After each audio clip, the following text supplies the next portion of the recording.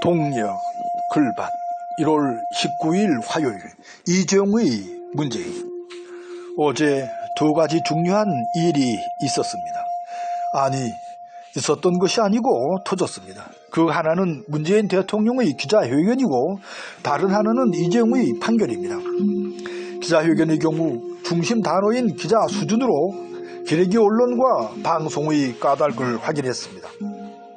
이재용 판결의 경우 유전 무죄요, 무전 유죄의 어처구니를 다시금 확인한 셈입니다.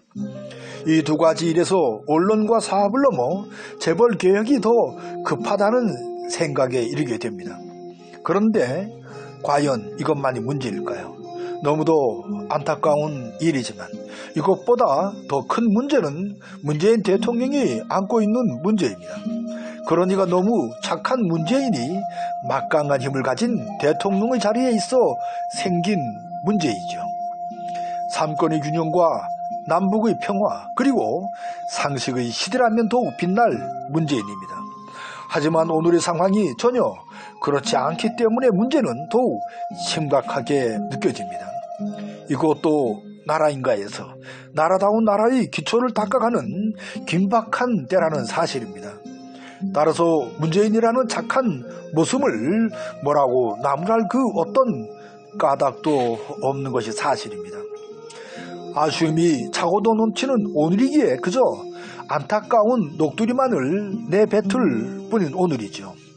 그래서 하늘은 어찌하여 하필 이때 문재인을 내놓았느냐고 한탄하게 되는 오늘입니다. 이런 상황에서도 그 착한 마음을 잃지 않고 묵묵히 나라를 이끄는 모습은 참으로 감동입니다. 아직 한 번도 겪어보지 않은 착한 모습을 가진 오늘의 백성으로 살아가는 우리들이지요. 이런 어긋나는 상황에서 우리들이 할 수 있는 일에는 과연 어떤 일들이 있을까요? 그저 좋게 이해하며 숨은 뜻을 찾을 수밖에 없는 것이 우리들의 한계인지도 모릅니다. 그래서 기운이 펄펄 살아있는 39살의 삶을 산 국강상 광개토경 평안 호태왕이 그립습니다. 그래서 세종시대를 낳은 태종 이방원이 그립기도 합니다. 그래서 오늘의 프랑스 기틀을 마련한 레지스탕스의 두 골도 문득 떠오르네요. 굳이 이런 사람을 떠올리는 것은 나라를 이끄는 자리에 있었던 사람들에서 찾았기 때문입니다.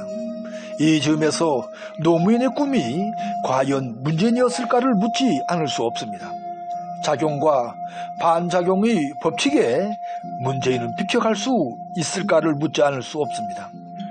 존재에 담긴 또한 욕심 또한 문재인을 이해하는 데 있어 크게 도움이 될 테지요.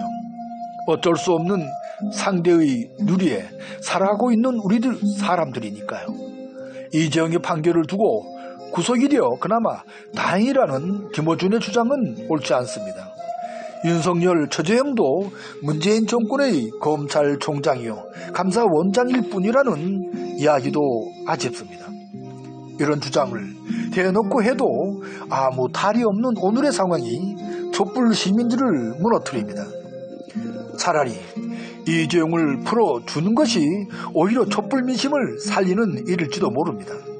문재인 정권의 검찰총장, 감사원장은 아니라는 말이 오히려 저들을 살리는 일일지도 모릅니다.